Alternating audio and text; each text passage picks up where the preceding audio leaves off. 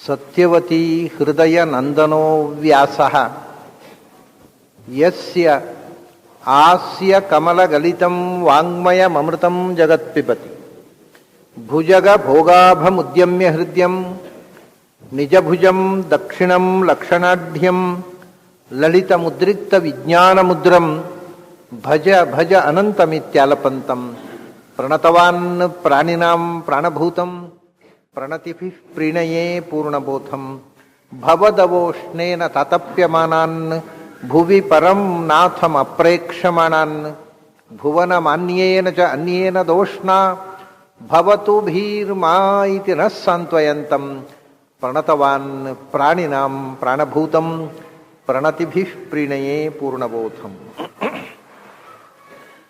ನಾರಾಯಣಂ ಸುರಗುರುಂ ಜಗದೇಕನಾಥಂ ಭಕ್ತಪ್ರಿಯಂ ಸಕಲಲೋಕ ನಮಸ್ಕೃತಂಚ ತ್ರೈಗುಣ್ಯವರ್ಜಿತಮಜಂ ವಿಭುಮಾದ್ಯಮೀಶಂ ವಂದೇ ಭವಘ್ನಂ ಅಮರಾಸುರಸಿದ್ಧವಂದ್ಯಂ.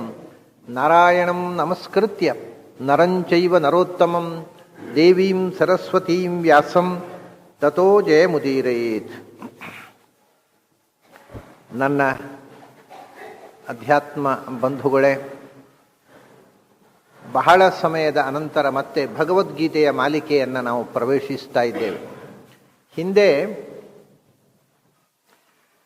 11ನೇ ಅಧ್ಯಾಯ ಪ್ರವೇಶ ಮಾಡಿಬಿಟ್ಟಿದ್ದೆವು ನಾವು. ದಿವ್ಯಂ ದದಾಮಿತೆ ಚಕ್ಷುಃ ಪಶ್ಯಮೇ ಯೋಗಮೈಶ್ವರಂ ಅಂತ.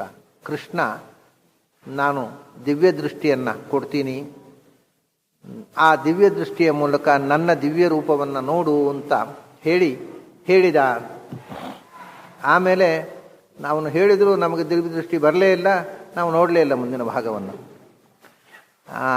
ಮುಂದೆ ಏನು ಮಾಡಿದ ಕೃಷ್ಣ? ಅರ್ಜುನನಿಗೆ ದಿವ್ಯ ದೃಷ್ಟಿ ಕೊಟ್ಟ ಮೇಲೆ ಅರ್ಜುನ ಏನನ್ನು ಕಂಡ? ಅರ್ಜುನ ಏನನ್ನು ಕಂಡ ಅನ್ನುವುದನ್ನು ಇವನು ಸಂಜಯ ಏನು ಕಂಡ ಅದನ್ನು ಹೇಳ್ತಾನೆ ಅವನು. ವಿಷಯ ಏನು ಅಂದರೆ, ಅರ್ಜುನ ಕಂಡದ್ದನ್ನು ಸಂಜಯನೂ ಕಂಡಿದ್ದಾನೆ. ಆದರೆ ಸಂಜಯನಿಗೆ ಅರ್ಜುನನಷ್ಟು ದರ್ಶನ ಆಗೋದಿಲ್ಲ. ಯಾಕೆಂದರೆ ಒಂದೇ ವಸ್ತುವನ್ನು ಬೇರೆ ಬೇರೆ ಬೌದ್ಧಿಕ ಸ್ತರದಲ್ಲಿ ಇದ್ದವರು ನೋಡಿದಾಗ ಬೇರೆ ಬೇರೆ ರೀತಿಯ ಅನುಸಂಧಾನ ಆದ ಹಾಗೆ ಒಂದೇ ವಸ್ತುವನ್ನೇ, ಎದುರಿರುವ ವಸ್ತುವನ್ನೇ ನೋಡ್ತೇವೆ ನಾವು. ಒಬ್ಬೊಬ್ಬರಿಗೆ ಒಂದೊಂದು ಥರ ಕಾಣುತ್ತೆ. ಒಂದೇ ಮಾತನ್ನು 10 ಜನ ಕೇಳ್ತಾರೆ, ಒಬ್ಬೊಬ್ಬರಿಗೆ ಒಂದೊಂದು ಥರ ಅರ್ಥ ಆಗತ್ತೆ. ಯಾಕೆಂದರೆ ನಮ್ಮ ಮನಸ್ಸಿನಲ್ಲಿ ಇರತಕ್ಕಂಥ ಗ್ರಹಗಳು, ಆಗ್ರಹಗಳು ಪೂರ್ವಾಗ್ರಹಗಳಿಗೆ ತಕ್ಕಂತೆ ಅರ್ಥ ಆಗೋದು. ಆದ್ದರಿಂದ ಒಂದೇ ಮಾತು ಒಬ್ಬೊಬ್ಬರಿಗೆ ಒಂದೊಂದು ಥರ ವಿಪರೀತ ಅರ್ಥವೂ ಆಗುತ್ತೆ. ಕಣ್ಣ ಮುಂದೆ ಇರುವ ವಸ್ತುವನ್ನೇ ಒಬ್ಬರು ನೋಡಿದ ಹಾಗೆ ಇನ್ನೊಬ್ಬರು ನೋಡೋಲ್ಲ. ಅವರವರ ದೃಷ್ಟಿಗೆ, ಅವರವರ ದೃಷ್ಟಿಕೋನಕ್ಕೆ ತಕ್ಕಂತೆ ಅವರವರು ಅದನ್ನು ನೋಡ್ತಾರೆ. ಹಾಗೆ ಸಂಜಯನೂ ನೋಡಿದ್ದಾನೆ. ಅರ್ಜುನ ಏನನ್ನು ನೋಡಿದ ಅದರ ಒಂದು ನೋಟ ಸಂಜಯನಿಗೂ ಆಗಿದೆ. ಅದು ವೇದವ್ಯಾಸರು ಕೊಟ್ಟ ದಿವ್ಯ ದೃಷ್ಟಿ. ವೇದವ್ಯಾಸರು ಸಂಜಯನಿಗೆ ದಿವ್ಯ ದೃಷ್ಟಿ ಕೊಟ್ಟಿದ್ರು. ಅಲ್ಲಿ ಏನು ನಡೆಯುತ್ತೆ ಅದು ನಿನಗೆ ಕಾಣುತ್ತೆ, ಅದನ್ನು ನೀನು ಧೃತರಾಷ್ಟ್ರನಿಗೆ ವರದಿ ಮಾಡುವಂತ. ಹಾಗಾಗಿ ಕೃಷ್ಣ ಅರ್ಜುನನಿಗೆ ದಿವ್ಯ ದೃಷ್ಟಿ ಕೊಟ್ಟರೆ, ವೇದವ್ಯಾಸರು ಸಂಜಯನಿಗೆ ಕೊಟ್ಟರು. ಅರ್ಜುನ ಏನನ್ನು ಕಂಡ ಅದರದ್ದು ಒಂದು ದರ್ಶನ ಸಂಜಯನಿಗೂ ಆಯಿತು. ತಾನು ಕಂಡದ್ದನ್ನು ವರ್ಣನೆ ಮಾಡ್ತಾನೆ ಧೃತರಾಷ್ಟ್ರನ ಮುಂದೆ. ಏವ ಮುಕ್ತ್ವಾ ತಥೋ ರಾಜನ್ ಮಹಾಯೋಗೇಶ್ವರೋ ಹರಿಹಿ ದರ್ಶಯಾಮಾಸ ಪಾರ್ಥಾಯ ಪರಮಂ ರೂಪಮೈಶ್ವರಂ. ಹೀಗೆ ಹೇಳಿ, ನಿನಗೆ ದಿವ್ಯ ದೃಷ್ಟಿ ಕೊಡ್ತೇನೆ ನೋಡು ಅಂತಂದ. ಅಷ್ಟು ಹೇಳಿ ತನ್ನ ದಿವ್ಯರ ದರ್ಶನವನ್ನು ಅರ್ಜುನನಿಗೆ ಕೃಷ್ಣ ಕೊಟ್ಟ. ಏವ ಮುಕ್ತ್ವಾ ತತಃ ರಾಜನ್, ಏವಂ ಉಕ್ತ್ವಾ ತತಃ ರಾಜನ್ ಅಂತ. ಇದು ವಾಸ್ತವಿಕವಾಗಿ ತತಃ ಅಂತ ಬೇಕಾಗಿಲ್ಲ. ತತಃ ಅಂದರೆ ಆಮೇಲೆ ಅಂತ. ಏವ ಮುಕ್ತ್ವಾ ಅಂದರೆ ಹೀಗೆ ಹೇಳಿದ ಮೇಲೆ ಅಂತ. ಈಗ ಹೇಳಿದ ಮೇಲೆ ಆಮೇಲೆ ಅಂತ 2 ಸಲ ಹೇಳಬೇಕಾ? ಬೇಕಿಲ್ಲ. ಏವ ಮುಕ್ತ್ವಾ ಅಂತಂದರೆ ಹೀಗೆ ಹೇಳಿದ ನಂತರ, ಹೀಗೆ ಹೇಳಿ ಅಂದರೆ ನೀವು ಅನುವಾದ ಮಾಡುವಾಗ ಅದು ಪೂರಕವಾಗಿ ಮಾಡಬಹುದು. ಹೀಗೆ ಹೇಳಿ ಆಮೇಲೆ ಅಲ್ಲ, ಹೀಗೆ ಹೇಳಿ ಅಂದರೆ ಹೇಳಿದ ಮೇಲೆ ಅಂತಲೇ ಅರ್ಥ ಅಲ್ವಾ? ಆಮೇಲೆ ಅಂತ ಹೇಳ್ತಿದ್ರು ನಡೀತದೆ ಅಷ್ಟೇ. ಹೀಗೆ ಹೇಳಿ ಆಮೇಲೆ ಕೃಷ್ಣ ರೂಪವನ್ನು ತೋರಿಸಿದ ಅಂತ. ಅದು ಒಂದು. ಅಲ್ಲಿ ತತಃ ಅಂದರೆ ಆಮೇಲೆ ಅನ್ನುವ ಅರ್ಥ ಹೌದು, ಅಲ್ಲ ಅಂತಲ್ಲ. ಅಲ್ಲಿ ತತಃ ಅನ್ನೋದನ್ನು ಆಮೇಲೆ ಅಂತ ಅಷ್ಟೇ ಅರ್ಥ ಇಟ್ಟುಕೊಂಡ್ರೆ, ಹೀಗೆ ಹೇಳಿ ಅಂತ ಹೇಳಿದರೆ ಸಾಕು. ಹೀಗೆ ಹೇಳಿ ತನ್ನ ರೂಪವನ್ನು ತೋರಿಸಿದ ಅಂದರೆ ಹೇಳಿದ ಮೇಲೆ ಅಂತ ಅರ್ಥ ಅಲ್ವಾ. ಉಕ್ತ್ವಾ ಅಂತ ಅನ್ನುವಾಗ ಹೇಳಿ ಅಂದರೆ ಹೇಳಿದ ಮೇಲೆ ಅಂತ ಅರ್ಥ. ಅದನ್ನ ತತಃ ಅನ್ನೋದಕ್ಕೆ ಬರೀ ಆಮೇಲೆ ಅನಂತರ ಅಂತ ಅರ್ಥ ಮಾಡಿದರೆ ಅದು ಪೂರ್ಣ ಆ ಶಬ್ದಕ್ಕೆ ನ್ಯಾಯ ಒದಗಿಸಿದಂತೆ ಆಗುವುದಿಲ್ಲ. ಆ ಶಬ್ದ ಇಲ್ಲದೇ ಇದ್ರೂ ನಡೀತದೆ. ಏವೋ ಮುಕ್ತ್ವಾ ರಾಜನ್ ಅಷ್ಟೇ ಸಾಕು. ಮಹಾಯೋಗೇಶ್ವರೋ ಹರಿಹಿ ದರ್ಶಯಾಮಾಸ. ಏವೋ ಮುಕ್ತ್ವಾ ಆತ್ಮನಃ ಐಶ್ವರಂ ರೂಪಂ ದರ್ಶಯಾಮಾಸ. ಇಷ್ಟು ಹೇಳಿದ್ರು ಅಷ್ಟೇ ಅರ್ಥ ಆಗುದು. ಹೀಗೆ ಹೇಳಿ ಆಮೇಲೆ ತೋರಿಸ ಅಂತ ಅರ್ಥ ಆಗೋದು. ತತಃ ಅಂದರೆ ಮತ್ತೊಂದು ವಿಶಿಷ್ಟವಾದಂಥ ಅರ್ಥ ಇದೆ. ಏನು ಅಂದರೆ ತತಃ ಅಂದರೆ ಅರ್ಜುನನು ದಿವ್ಯ ದೃಷ್ಟಿ ಸಂಪನ್ನನಾದದ್ದರಿಂದ, ಅರ್ಜುನನು ಕೃಷ್ಣನ ವಿಶ್ವರೂಪವನ್ನು ನೋಡುವ ಅಧಿಕಾರ ಸಂಪನ್ನನಾದದ್ದರಿಂದ ತೋರಿಸಿದ ಅಂತ. ಅವನು ಯಾಕೆ ತೋರಿಸಿದ ಅಂದರೆ ಭಗವಂತ ದಿವ್ಯದೃಷ್ಟಿ ಕೊಟ್ಟ. ತತಃ ಅರ್ಜುನನಿಗೆ ಭಗವಂತನನ್ನು ಕಾಣತಕ್ಕಂಥ ಯೋಗ್ಯತೆ ಮತ್ತು ದಿವ್ಯದೃಷ್ಟಿ ಇದ್ದದ್ದರಿಂದ.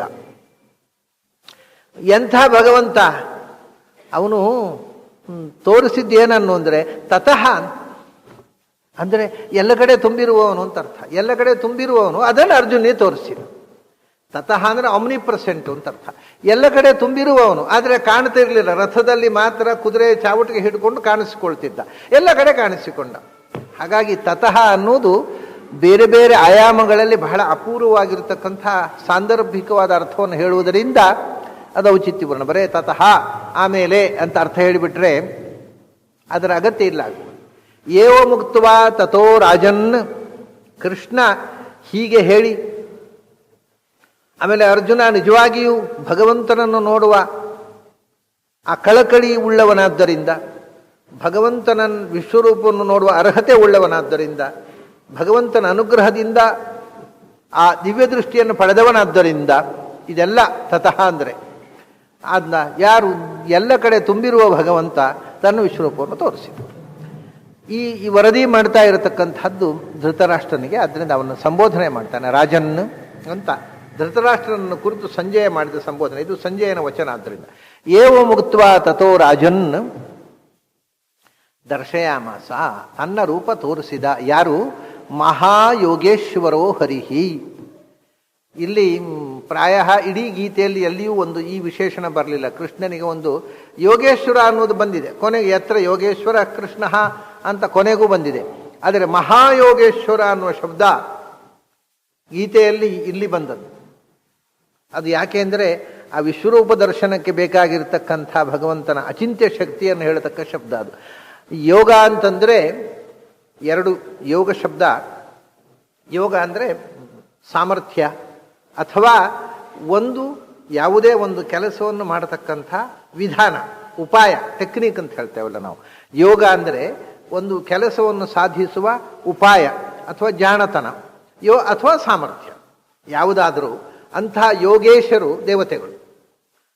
ನಮ್ಮಲ್ಲಿ ನಾವು ಮಾಡಲಾಗದ ಕೆಲಸಗಳನ್ನು, ಮನುಷ್ಯ ಮಾಡಲಾಗದ ಕೆಲಸಗಳನ್ನು ಮನುಷ್ಯನ ಕೈಯಲ್ಲಿ ಮಾಡಿಸಿಬಿಡ್ತಾರೆ ದೇವತೆಗಳು, ಒಳಗಿಂದ ತತ್ವಾಭಿಮಾನಿ ದೇವತೆಗಳು. ಆಗ ಅವನನ್ನು ಔಟ್ಸ್ಟ್ಯಾಂಡಿಂಗ್ ಪರ್ಸನ್ ಅಂತ ಹೇಳ್ತೇವೆ ನಾವು. ಅವನು ಲೋಕೋತ್ತರ ವ್ಯಕ್ತಿ, ಔಟ್ಸ್ಟ್ಯಾಂಡಿಂಗ್ ಪರ್ಸನಾಲಿಟಿ ಅಂದರೆ ಹಾಗೆ ಅಲ್ವ. ಸಹಜವಾಗಿ ಮಾಡಲಾಗದ, ಸಾಮಾನ್ಯರು ಮಾಡಲಾಗದಂಥ ಒಂದು ಸಾಧನೆ ಮಾಡಿದಾಗ ಅವನನ್ನು ಔಟ್ಸ್ಟ್ಯಾಂಡಿಂಗ್ ಅಂತೇವೆ. ಅವನು ಔಟ್ಸ್ಟ್ಯಾಂಡಿಂಗ್ ಆಗುವಂತೆ ಅವನಿಂದ ಅಸಾಧಾರಣವಾದ ಕೆಲಸವನ್ನು ಮಾಡಿಸಿದವರು ಒಳಗೆ ಕೂತಂಥ ತತ್ವಾಭಿಮಾನಿ ದೇವತೆಗಳು. ಆದ್ದರಿಂದ ಅವರು ನಮ್ಮ ಯೋಗ, ನಮ್ಮ ಸಾಮರ್ಥ್ಯ ಅಥವಾ ಜಾಣತನವನ್ನು ನಿಯಂತ್ರಣ ಮಾಡತಕ್ಕ ತತ್ವಾಭಿಮಾನ ದೇವತೆಗಳು ಯೋಗೇಶರು, ಇಂದ್ರಾದಿಗಳು. ಆ ಯೋಗೇಶ್ವರಿಗೂ ವರ ಶ್ರೇಷ್ಠರಾಗಿ ಅವರಿಗೂ ಅಂಥ ಶಕ್ತಿ ಕೊಟ್ಟವರು ಬ್ರಹ್ಮಾದಿ ದೇವತೆಗಳು. ಇಂದ್ರನಿಂದ ಮೇಲ್ಮಟ್ಟದಲ್ಲಿರುವವರೆಲ್ಲ ಯೋಗೇಶ್ವರರು, ಇಂದ್ರನ ತನಕ ಯೋಗೇಶ್ವರು. ನಾವೆಲ್ಲ ಎಷ್ಟು ಸಾಧನೆ ಮಾಡಿದ್ರು ಯೋಗಿಗಳು ಅಷ್ಟೇ. ಯೋಗ ಮಾಡಿದರೆ ಯೋಗಿಗಳು ಅಷ್ಟೇ. ಯೋಗೇಶ್ವರು ಅಂದರೆ ದೇವತೆಗಳು, ತತ್ವಾಭಿಮಾನಿ ದೇವತೆಗಳು. ಯೋಗೇಶ್ವರರು ಅಂದರೆ ಬ್ರಹ್ಮಾದಿ ದೇವತೆಗಳು, ಇಂದ್ರನಿಂದ ಮೇಲೆ ಇರತಕ್ಕಂಥ ಗರುಡಶೇಷರು ಅಂದರೆ ಬ್ರಹ್ಮವಾಯುಗಳು, ವಿಶೇಷವಾಗಿ ಯೋಗೇಶ್ವರರು. ಅವರಿಗೂ ಮಹಾನ್ನಾಗಿರ್ತಕ್ಕವ ಮಹಾಯೋಗೇಶ್ವರ. ಅವರ ಸಾಮರ್ಥ್ಯವನ್ನು ನಿಯಂತ್ರಿಸ್ತಕ್ಕಂಥ ಮಹಾಶಕ್ತಿ ಅದು ಭಗವಂತನದ್ದು. ಹಾಗಾಗಿ ಅವನಿಗೆ ಅಸಂಭಾವ್ಯವಾದದ್ದು ಅಸಾಧ್ಯವಾದದ್ದು ಅನ್ನೋದೊಂದು ಸಂಗತಿಯೇ ಇಲ್ಲ. ಯಾಕೆಂದರೆ ಅವನು ಮಹಾಯೋಗೇಶ್ವರ ಅಂದರು. ಮಹಾಯೋಗೇಶ್ವರ ಹರಿಹಿ. ಹರಿಹಿ ಅನ್ನತಕ್ಕಂಥದ್ದು ಭಗವಂತನಿಗೆ ಹರತಿ ಅಷ್ಟೇ ಮೂಲ. ಹರತೀತಿ ಹರಿಹಿ ಅಂತ. ಹರತೀತಿ ಹರಿಹಿ ಅಂದರೆ ಏನು ಹರತಿ? ಹರತಿ ಅಂತ ಅನ್ನೋದಕ್ಕೆ ಕದೀತಾನೆ ಅಂತ ಅರ್ಥ.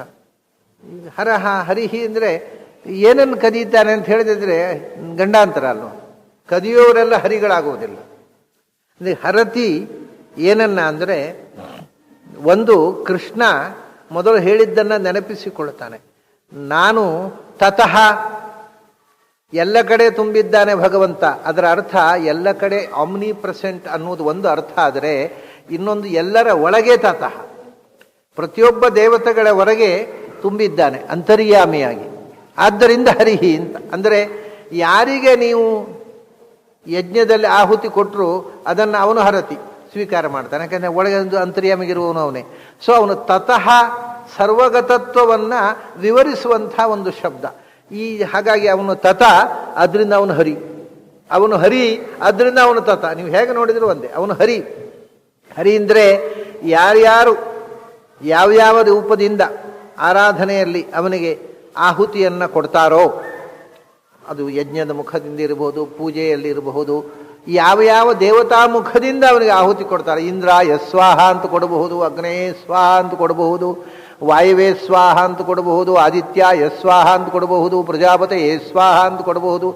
ಯಾವ ಮಂತ್ರದಿಂದ ಆಹುತಿ ಕೊಟ್ಟರೂ ಕೂಡ ಅಹಂ ಹಿ ಸರ್ವಯಜ್ಞಾನಾಂ ಭೋಕ್ತಾ, ಅದನ್ನು ಹರತಿ ಸ್ವೀಕರೋತಿ ಅಂತ ಅರ್ಥ. ಅದನ್ನು ತಾನು ತನ್ನ ಸ್ವಾಧೀನಪಡಿಸಿ ಅದನ್ನು ಉಳಿದ ದೇವತೆಗಳಿಗೆ ಕೊಡ್ತಕ್ಕವ. ಅವನು ಎಲ್ಲರ ಅಂತರ್ಯಾಮಿ ಆಗಿರುವುದರಿಂದ ಹೀಗೆ ಮಾಡುವುದು ಸಾಧ್ಯ.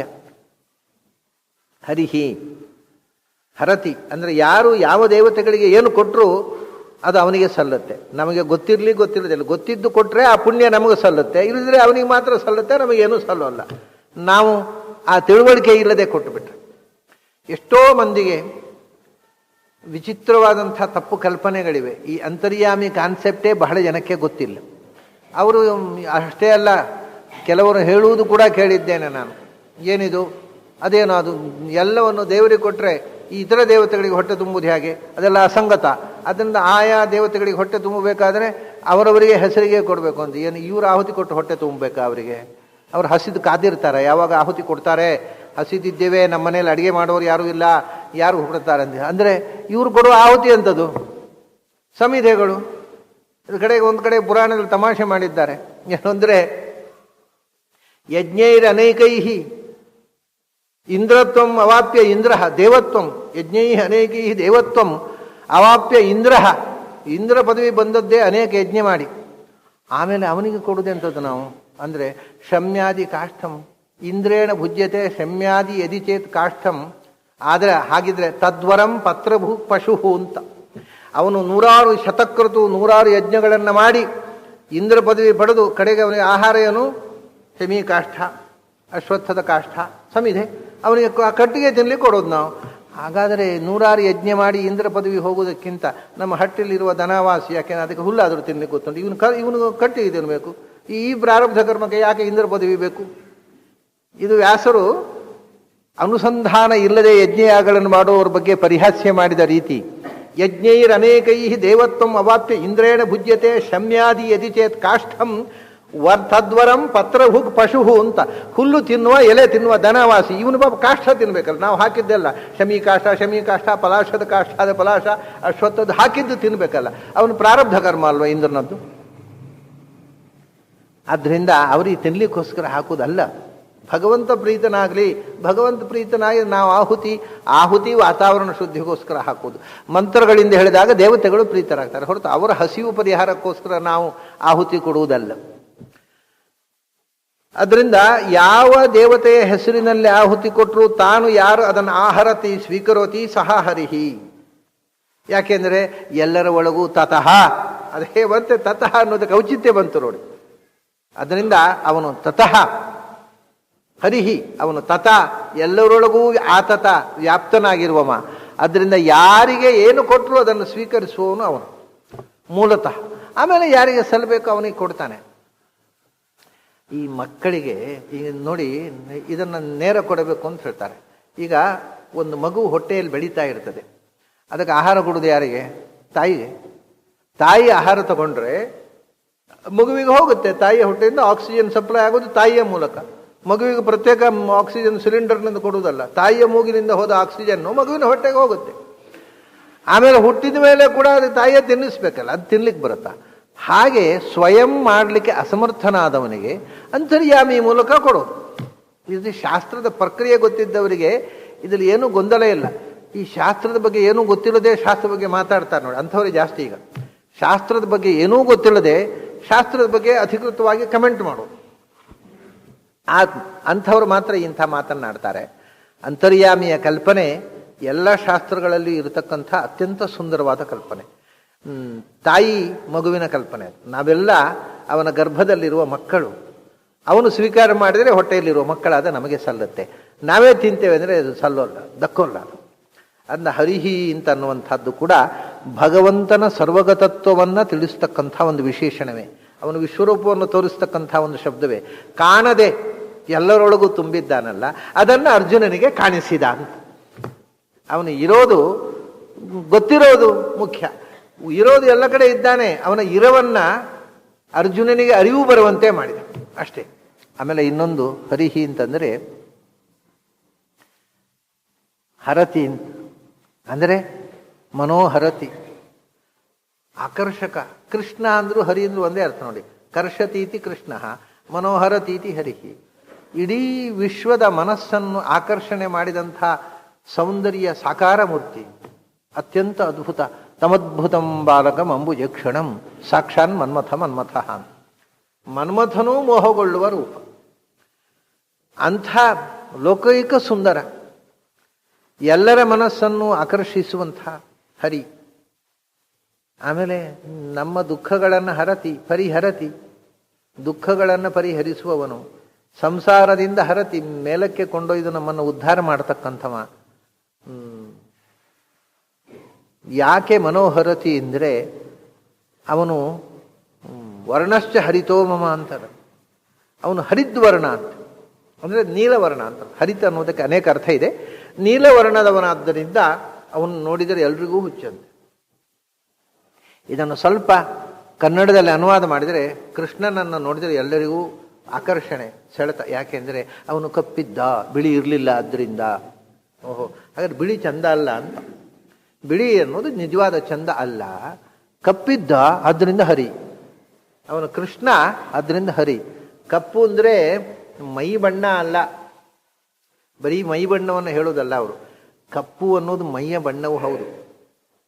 ಎಣ್ಣೆ ಕಪ್ಪು ಅಂತ ನಾವು ಹೇಳ್ತೇವಲ್ಲ, ತುಂಬ ತೀರ ಬಿಳುಪಾಗಿದ್ದರೆ ಅದು ಲಕ್ಷಣ ಅಲ್ಲ ಅಂತ ಪ್ರಾಚೀನರು ಒಪ್ತಿರ್ಲಿಲ್ಲ. ಎಣ್ಣೆ ಕಪ್ಪು ಅದು ಅರ್ಲಿ. ಕಪ್ಪು ಅಥವಾ ನೀಲ, ಹರಿದ್ವರ್ಣ ಅಂತ ಅನ್ನುವಂಥದ್ದು ದೇಹದ ಹೊರಗೆ ಬರತಕ್ಕಂಥ ನಮ್ಮ ಮನಸ್ಸಿನ ಭಾವನೆಗಳನ್ನು ಪ್ರತಿಫಲನ ಮಾಡತಕ್ಕಂಥ, ಹೊರಗೆ ಆವರಣವಾಗಿ ಬರತಕ್ಕಂಥ ಕಿರಣಗಳು, ಪ್ರಭೆ, ಪ್ರಭಾವಳಿ. ದೇವಸ್ಥಾನದ ದೇವರಿಗೆ ನಾವು ತಾಮ್ರದ್ದು, ಹಿತ್ತಾಳೆದ್ದು, ಪಂಚಲೋಹದ್ದೋ, ಬೆಳ್ಳಿದ್ದೋ, ಬಂಗಾರದ್ದೋ ಪ್ರಭಾವಳಿ ಮಾಡಿಸ್ತೇವೆ. ಅದು ಯಾಕೆ ಅಂದರೆ ಇದೆ, ನಮಗೂ ಇದೆ ಪ್ರಭಾವಳಿ.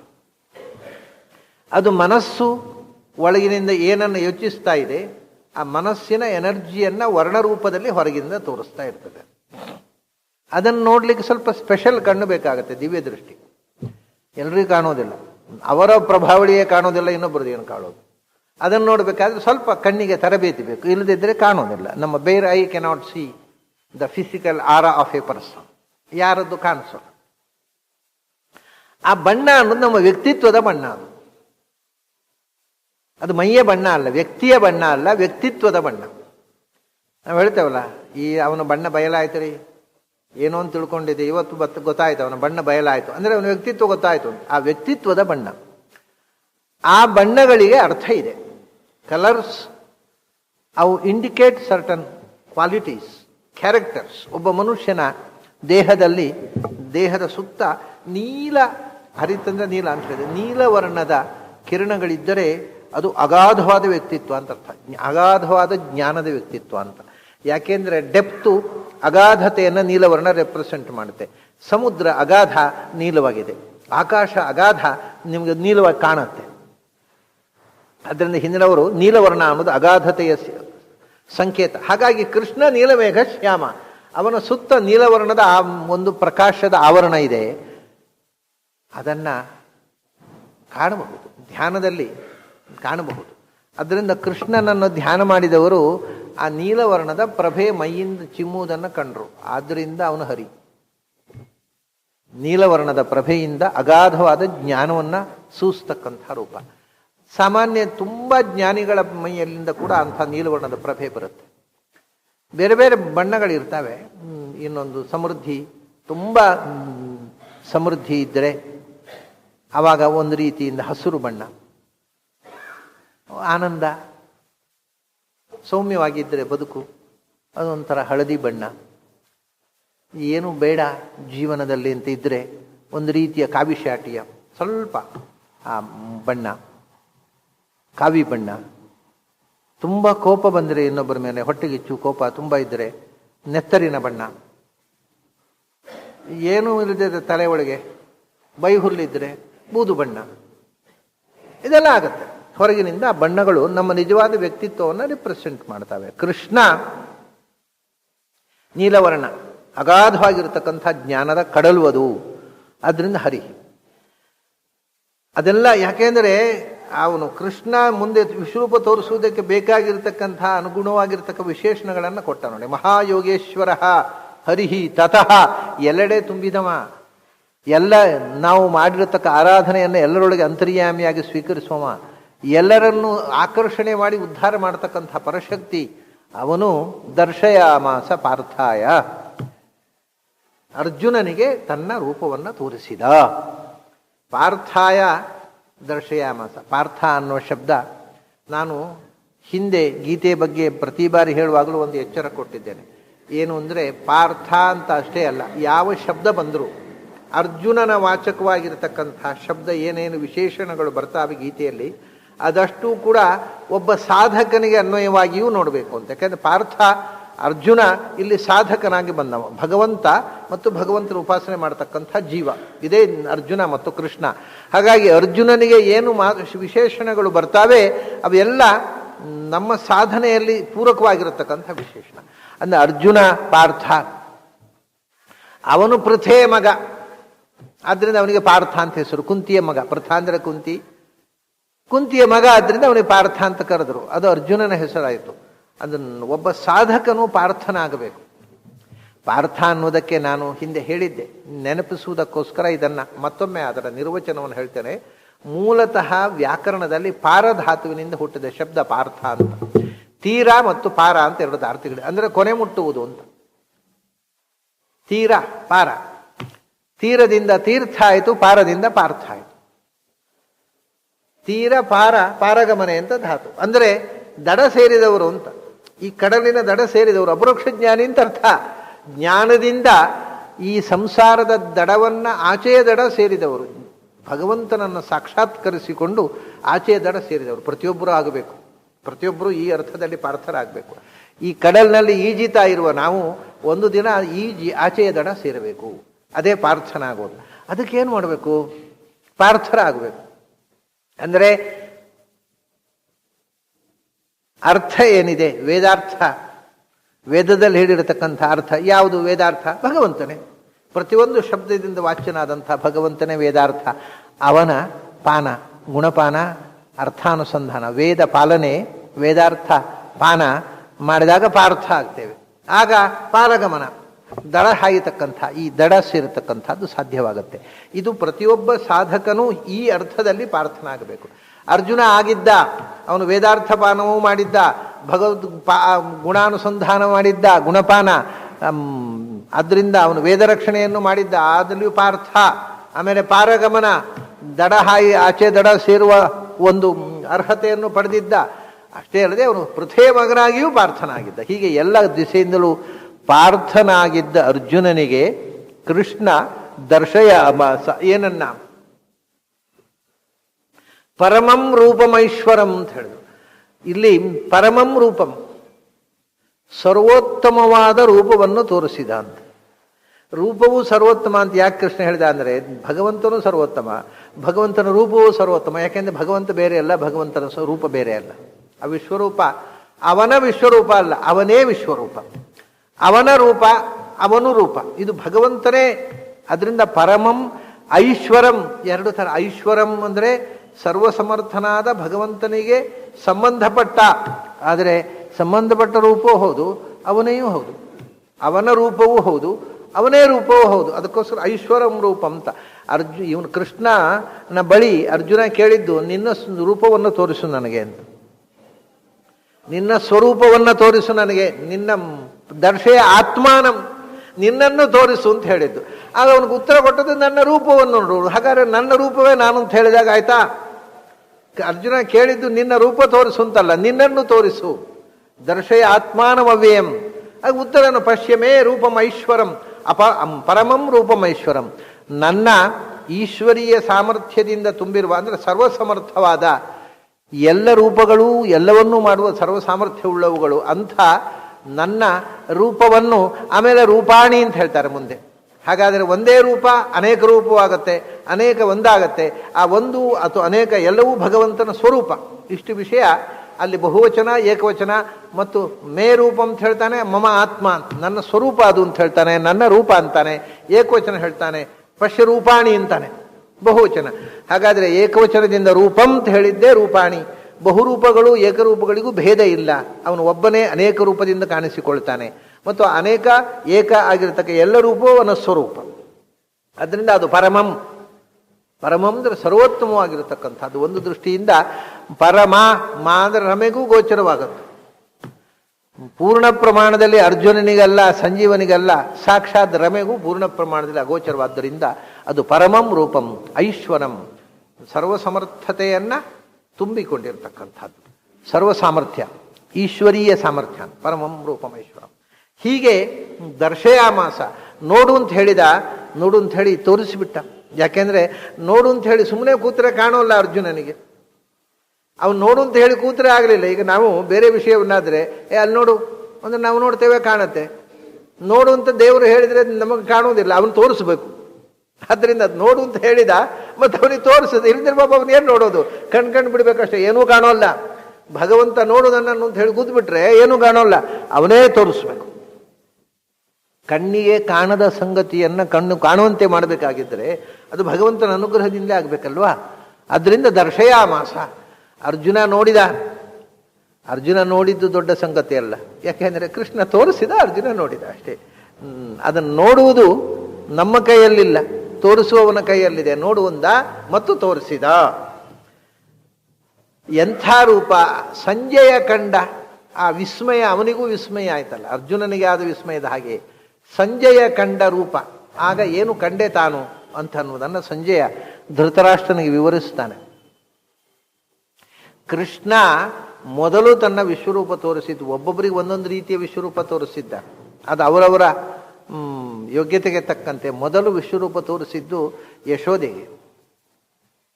2 ಬಾರಿ ವಿಶ್ವರೂಪ ತೋರಿಸಿದ್ದಾನೆ. ಒಂದು ಸರ್ತಿ ಎದೆ ಹಾಲು ಕುಡಿದು ಬಾಯ ಆಕಳಿಸುವಾಗ, ಮತ್ತೊಮ್ಮೆ ಸುಮ್ಮನೆ ಯಾರೋ ಮಕ್ಕಳು ಆಟಕ್ಕೆ ಹೋದಾಗ ಮಣ್ಣು ತಿಂದ ಕೃಷ್ಣ ಅಂತ ಹೇಳಿದಾಗ, ಹೌದೇನೋ ಮಣ್ಣು ತಿಂದ್ಯಾ, ತೆರಿ ಬಾಯಿ ಅಂತ ಬೈದ್ಲು ತಾಯಿ. ನೋಡಮ್ಮ ಅಂತ ಬಾಯಿ ತೆರೆದ. ಮಣ್ಣು ಅಲ್ಲ, ಬ್ರಹ್ಮಾಂಡ ಕಂಡಿತ್ತು.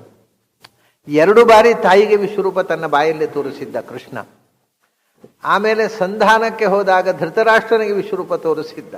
ಆದ್ದರಿಂದ ಧೃತರಾಷ್ಟ್ರ ಕುರುಡನಾದರೂ ಕೂಡ ಕೃಷ್ಣನ ವಿಶ್ವರೂಪವನ್ನು ನೋಡುವ ಭಾಗ್ಯ ಪಡೆದಿದ್ದ. ಈಗ ಸಂಜೆಯ ವರ್ಣನೆ ಮಾಡಿದಾಗ ಅದನ್ನು ನೆನಪಿಸಿಕೊಂಡು ಸಂತೋಷ ಪಡುವ ಭಾಗ್ಯ ಇದೆ ಅವನಿಗೆ. ಇಲ್ಲದೇ ಇದ್ರೆ ನೀನು ಎಂಥದ್ದು ಹೇಳ್ತೇವೆ ನನಗೊಂದು ಗೊತ್ತಾಗೋಲ್ಲಪ್ಪ ಅಂತ ಹೇಳಬೇಕಿತ್ತಲ್ಲ. ಇಲ್ಲ, ಧೃತರಾಷ್ಟ್ರನು ಕುರುಡ ಮಧ್ಯದಲ್ಲಿ ಕೃಷ್ಣ ಅವನಿಗೆ ಕಂಡುಕೊಟ್ಟು ತನ್ನ ವಿಶ್ವರೂಪ ತೋರಿಸಿಬಿಟ್ಟಿದ್ದ. ಆದ್ದರಿಂದ ಈಗ ಅದನ್ನು ಮೆಲುಕು ಹಾಕಿ ಸಂತೋಷ ಪಡ್ತಾನೆ ಅವ. ಏನು ನೋಡಿದೆ? ನಾನು ನೋಡಿದ ವಿಶ್ವರೂಪ ಬೇರೆ ಥರದ್ದಪ್ಪ. ಯಶೋದೆ ನೋಡಿದ್ಲು, ಆಮೇಲೆ ಧೃತರಾಷ್ಟ್ರನು ನೋಡಿದ್ದ, ಉದಂಕ ಮುನಿಗೆ ವಿಶ್ವರೂಪ ತೋರಿಸಿದ್ದ.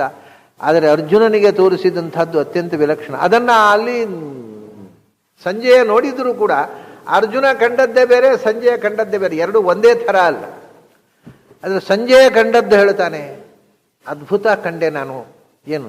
ಅನೇಕ ವಕ್ತೃನಯನಂ, ಅನೇಕ ಅದ್ಭುತ ದರ್ಶನಂ. ಕೃಷ್ಣ ನಮ್ಮ ಹಾಗೆ, ನಮ್ಮೆಲ್ಲರ ಹಾಗೆ ಮನುಷ್ಯರ ಆಕಾರದಲ್ಲಿ ನಮಗೆ ತೋರಿಸಿಕೊಳ್ತಿದ್ದ. ಆದರೆ ಆ ಕ್ಷಣದಲ್ಲಿ ನೋಡಿದೆ ಕೃಷ್ಣ, ಎಲ್ಲಿ ನೋಡಿದರೂ ಕೃಷ್ಣನ ಮುಖ, ವಕ್ತ್ರ ಎಲ್ಲಿ ನೋಡಿದರೂ ಕೃಷ್ಣನ ಮುಖ. ಅಂದರೆ ಒಂದು ಸಣ್ಣ ವಿವರ ಹೇಳ್ತೇನೆ ನಿಮಗೆ.